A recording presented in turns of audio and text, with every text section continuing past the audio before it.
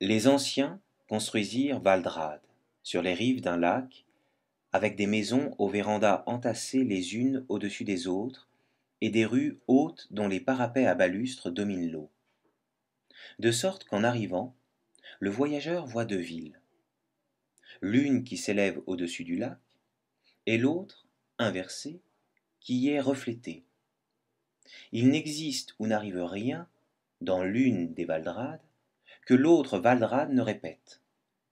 Car la ville fut construite de telle manière qu'en tous ses points, elle soit réfléchie par son miroir. Et la Valdrade, qui est en bas, dans l'eau, contient non seulement toutes les cannelures et tous les reliefs des façades qui se dressent au-dessus du lac, mais encore l'intérieur des appartements avec les plafonds et planchers, la perspective des couloirs, les glaces des armoires.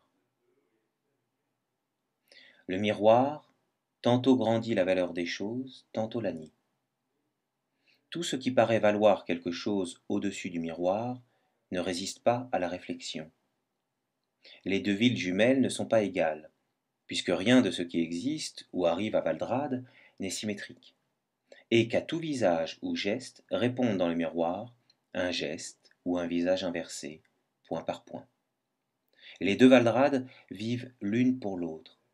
Elles se regardent dans les yeux, mais elles ne s'aiment pas.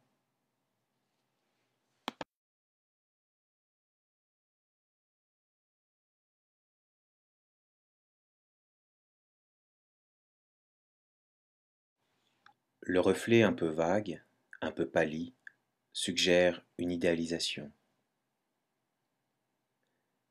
On ne rêve pas profondément avec des objets.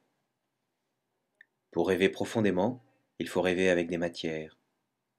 Un poète qui commence par le miroir doit arriver à l'eau de la fontaine s'il veut donner son expérience poétique complète.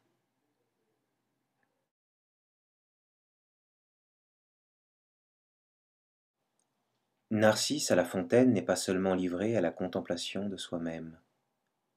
Sa propre image est le centre d'un monde. Avec Narcisse, pour Narcisse, c'est toute la forêt qui se mire, tout le ciel qui vient prendre conscience de sa grandiose image. Le monde est un immense Narcisse en train de se penser. Le monde est un immense Narcisse en train de se penser. Où se penserait-il mieux que dans ces images?